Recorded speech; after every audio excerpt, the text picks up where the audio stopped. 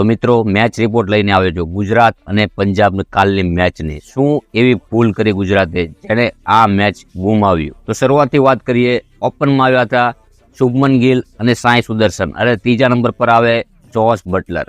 આ લોકો 3 બેટ્સમેન જ એવા છે કે ગુજરાતની ટીમનો પિલર છે આ। અને સાઈ સુદર્શને 13 રન 11 બોલમાં, પેલાની 144 સ્ટ્રાઇક હતી શુભમન ગિલની, અને જોસ બટલરની 118 ને યાર, આવી રીતના થોડું ચાલે। 160 રન ટોટલ બનાવ્યા ટીમે, અને આ મેદાનમાં કમસે કમ યાર 180 થી 90 રનનો ટાર્ગેટ દેવો જોઈએ તો પંજાબની ટીમને, તો કંઈક ફાઇટિંગ થાત।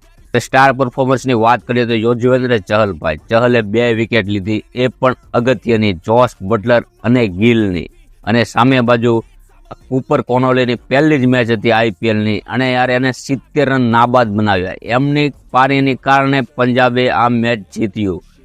તો છેલ્લે થોડીક પ્રોબ્લેમ એને પણ આવી હતી, 12 બોલમાં 16 રન બાકી હતા અને 7 વિકેટ પડી ગઈ હતી, પણ છેલ્લે જે બાર્ટલેટ ઓસ્ટ્રેલિયાનો ઓલરાઉન્ડર જેવો જ કહેવાય ભાઈ, એ પણ બિગ બેશમાં સારું જ રમે છે, એને છગ્ગો માર્યો અને ત્યાંથી બધું બદલાઈ ગયું અને આ લોકો જીતી ગયા પંજાબ વાળા।